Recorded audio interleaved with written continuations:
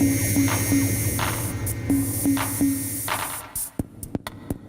going to be having a look at this Multitracker XR-3 by Fostex. This video is going to be probably both first impressions, overview, features, review thing, and then me taking it apart. It's simple enough a unit, probably not going to justify making more than one video about it. This unit belongs to my mate Scott. It basically works. There's an issue with the arrays where it does work somewhat, but on channel 1 it's really not that much quieter, and in tracks 2 through 4 it's more of a successful arrays, but if you turn everything right up you can still hear the original music.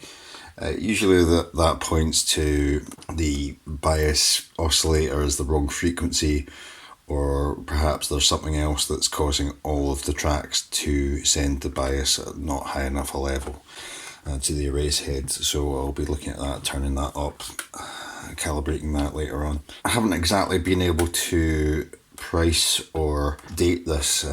Usually I'm looking for an archive online reviews to get my date and price information.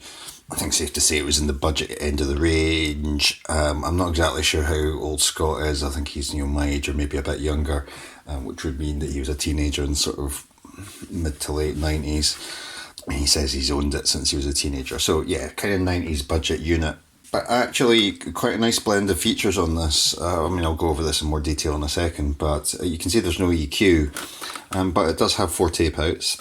The motor that's in it is capable of 3200 RPM, and so the basic pitch with this pitch control in the centre, that's 3 3/4 inches per second. So it'd be good to have a dual speed switch here, but it's a good level of fidelity you get from the 1 speed.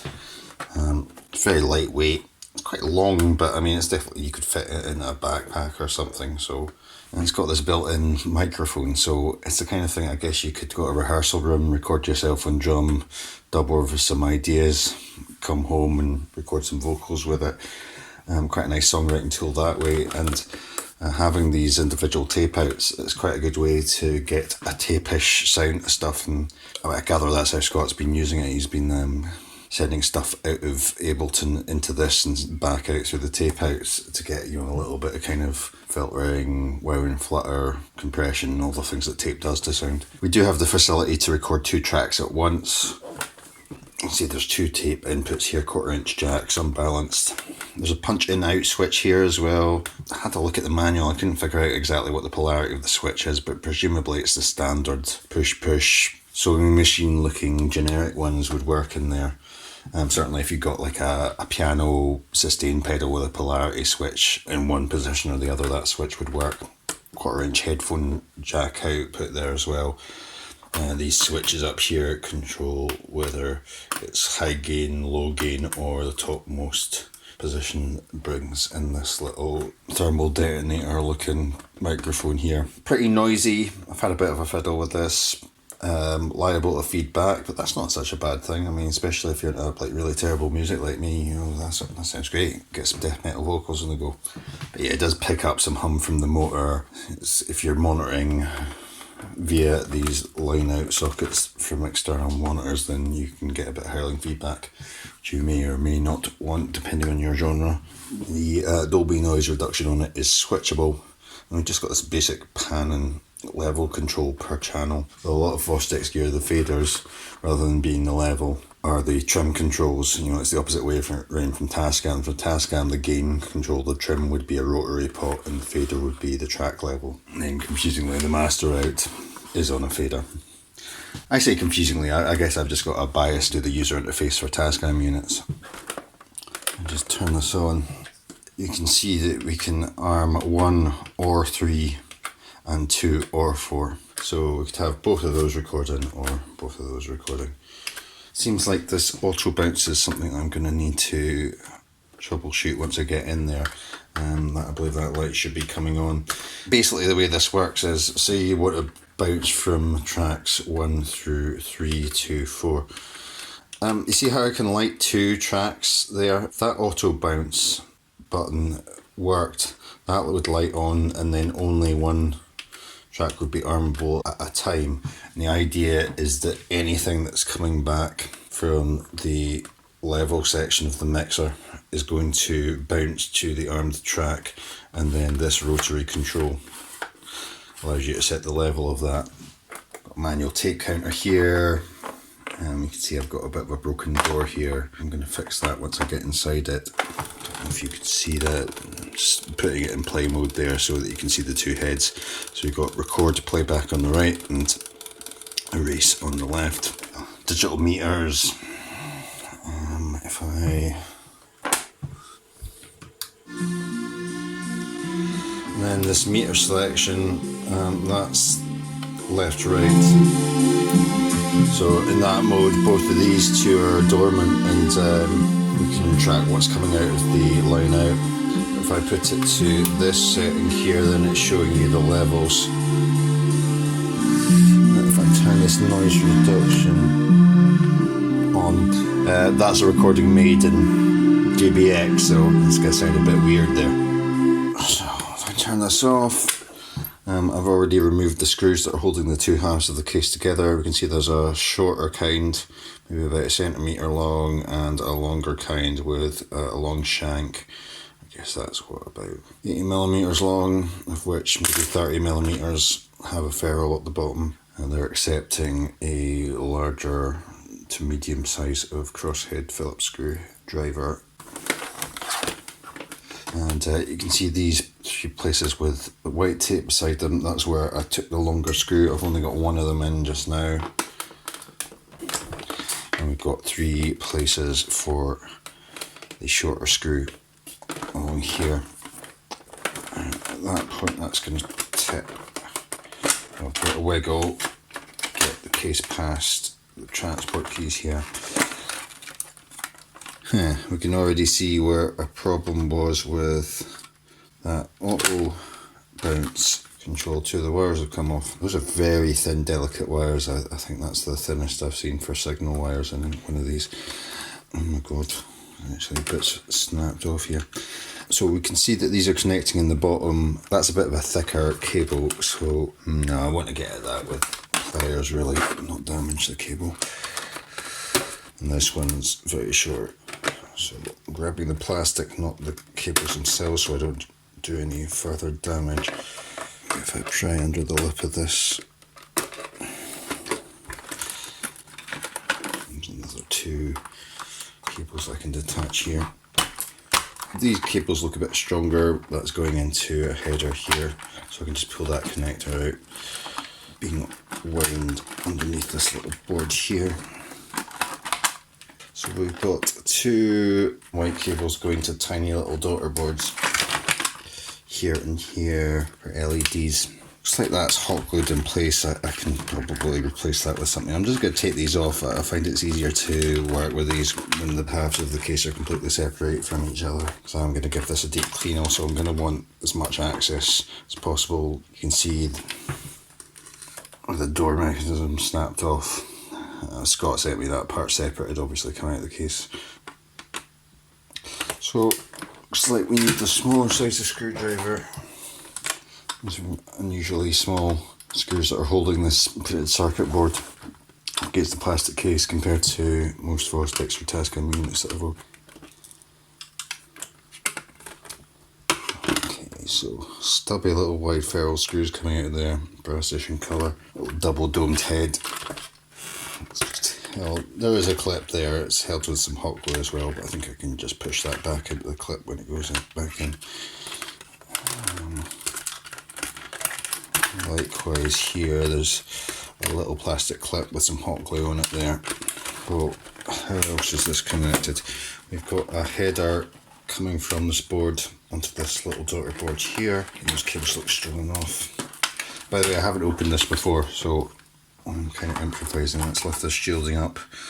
You can see that's connected to a pin there. In the past I've mistaken myself into thinking that those are soldered. They're not. It's actually a type of socket. So there's a little hole in there and it goes over a pin. So I can lift that shielding off. You can see that there's one more header beside these tape outs. That's probably what those wires are doing, the tape out. Right, here we go, that disconnected. This half is separate. You can see at some point there the switch, I think that's the Dolby switch, that's come off to fit back on there. I'll take the other one off just now, so they come off. This transport's looking familiar, basically the same chassis as 414 Mark II, port 07, and I think it's actually the same in the details, like the layout of these cogs in this area here as well, as a Fostex X55 that I've torn down for the channel before. So there's a little cable tie in this corner that's tidying up cables that are coming from the heads. I'll just unwind that. So you can see the arrays and the record head cables are splitting off into 4 different connectors. Now let's notice the colour arrangement, because it doesn't look like the colour of the connectors matches the headers. It looks like all 4 of the headers are white plastic. So we've got blue at the top, white next down, then green, then red. What I could do is I could put some coloured Sharpie on the 4 connectors just now. Okay, so I've got coloured Sharpies. As I remove those, and I'll colour in the plastic, so I know where these connectors go back. Very fiddly little connectors these, so I'm going to try and pry them open with a flathead screwdriver. And moving those out of the way, we can see that there's a couple of ground connectors here, one running from the record playback head to connect it to the earth in the system. That's quite common, and then there's another connector coming down here, and that's soldered into this. This will be the record playback board, and you can tell that because it's got the Dolby switches on it. That's a very typical format: mixer above, record playback board below. Screw that. Get this little cable tidier out of the way. You can see 1 ring connector, 2 ring connector. Oh, in fact, there's a third one. Where's that running to? It looks like that's the other end of it there. So that's how this board that's got the counter in it, DBX and power switches, line out. Look like we've got a little trim pot for the pitch control there. Well, I presume that's what that is. Anyway, that's how that board's been connected to earth. So it looks like this connector here is all the other stuff to do with the transport, like various leaf switches. It doesn't have auto stop, so it won't have a solenoid back there, but anyway, the controls for the motor, that kind of thing. Be that cable there. So looking for where this attaches, we've already removed 1 screw there. Seems like there's another one here, here. I'll take those off and see if that allows us to get this transport free for belt changes, that kind of thing. And the screws that I'm removing from this are ferrule black short. I think they're the same. Yeah, they're the same as the shorter ones that were holding the 2 halves of the case together. Looks like it's just a little metal plate that's come off there. Right, and it's got voltage regulator screwed to it. It's using this as a heat sink. So that's connecting in that corner there. Right, is that free now? It is. A simple sort of 2 belt system. This one's getting the momentum from the main motor and turning the capstan. And then there's a pulley underneath that goes to this, and that's the reel mechanism. It's for fast forward and rewind, and also turning the take up reel in playback mode. Refer to my 414 Mark II video about changing belts, and I'll give you belt sizes and everything there. So, let's get this little board detached. I'm really just taking everything apart. I mean, I don't actually think that this needs much of a clean. If I'd already filmed this and I was fixing this for Scott, I would have just left that transport in. I probably would have found some way to leave all the cables connected with this open, and I'd be looking at figuring out, where's the master oscillator, which are the controls for the race bias level. Probably they're these ones. Usually you've got a variable inductor as the last thing before the signal hits the erase head, and that changing that inductor changes the amount of voltage that's going to the erase head. I'm not finding it as easy to spot the oscillator here. Perhaps this one with the red stripe. Quite often the oscillator will be a big sort of silver thing that's actually got a little circuit in there, like a little LC oscillator, but perhaps on this one it's all discrete components and that's it. Unfortunately, there isn't a lot of annotation on this board, and I can't find the service manual, so I will need to do a bit of scratching on my head and hunting around to figure out how to set the bias on this. But I'm imagining a scenario where someone's got one of these and maybe they actually need to do a recap, or there's a dead chip in here, so they need access to all this for soldering. So with that in mind, I'm going to do a full teardown, so I'll just attach this now. So there's one screw there, another one up here that I can see. I think functionally pretty, no, they are actually smaller than the black ones. You see their narrower shaft, those little silver ones that are coming out of there. In fact, I can see there's a third one just here beside the red right half of the line out socket. Okay, that's lifting off now. Cable's just sort of strung in between capacitors and stuff here to keep it out of the way. Quite strong cables, you can just pull that out by hand. Yeah, so really that's connecting by these two headers. So that one was down here, there's nothing nearby, which has got the same number of pins, and you can kind of see from the memory of how these are bent and the length of them where they go. Right, let's get this board detached from the plastic case below. Usually there'll be a bunch of them around the edge and one in the centre. Oh no, actually it looks like we've got clips this side, so maybe, and it's so small there's maybe none in the middle. So yeah, it just looked like we've got several along this edge. So 1, 2, 3, 4. Let's take those out, and see if that allows us to remove the board. Little screws, narrower ones like we had from this little daughter board up here with the counter on it. See, so slide that forward slightly, tighten it up. Yeah, okay. It's still connected to another piece of shielding below, and it's another one of these sort of like pin and socket connectors there.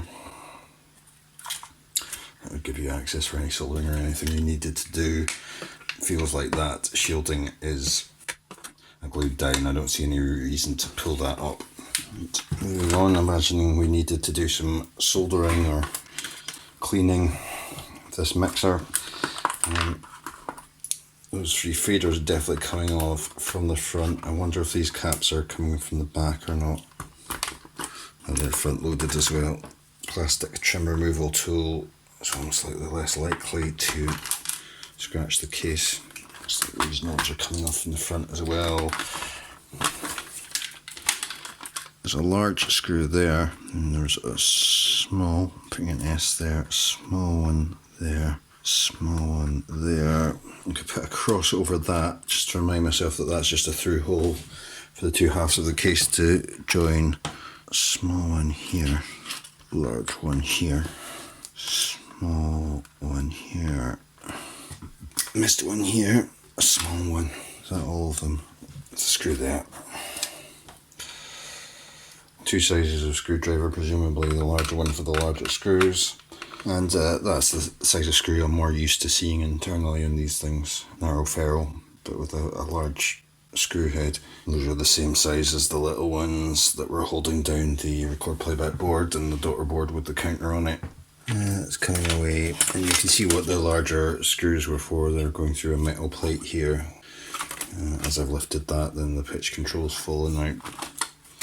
Got a little pin connector for this bit of shielding here.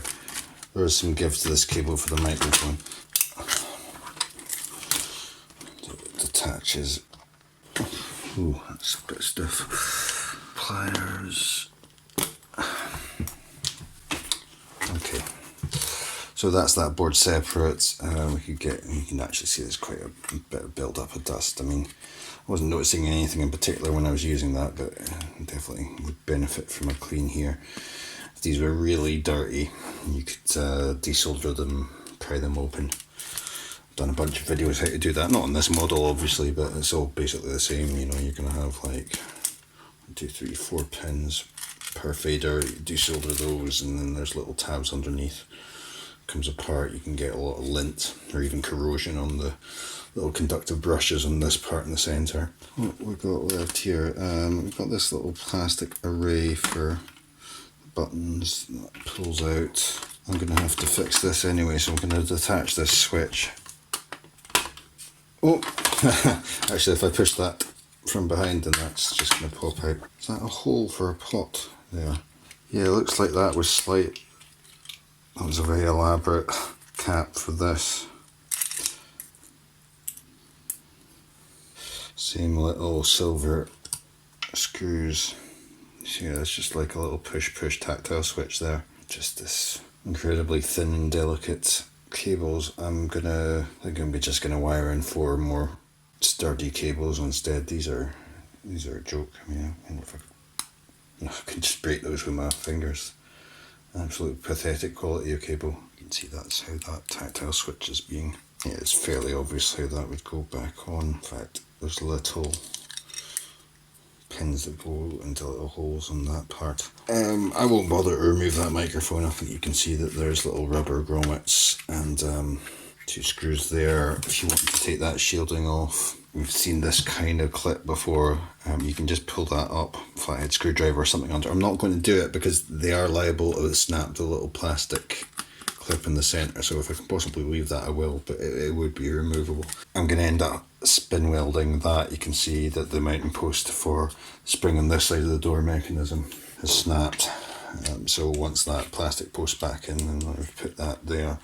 And those springs are meant to stop that shutting. I mean, it still works, but you can see it's loose at this corner because that mounting post is broken off. Right, I'm going to stop filming just now. Maybe I come back later on with some more footage showing how I go about trying to fix the arrays issue. If this is the end of the video series, then thank you for watching. I hope to see you again soon.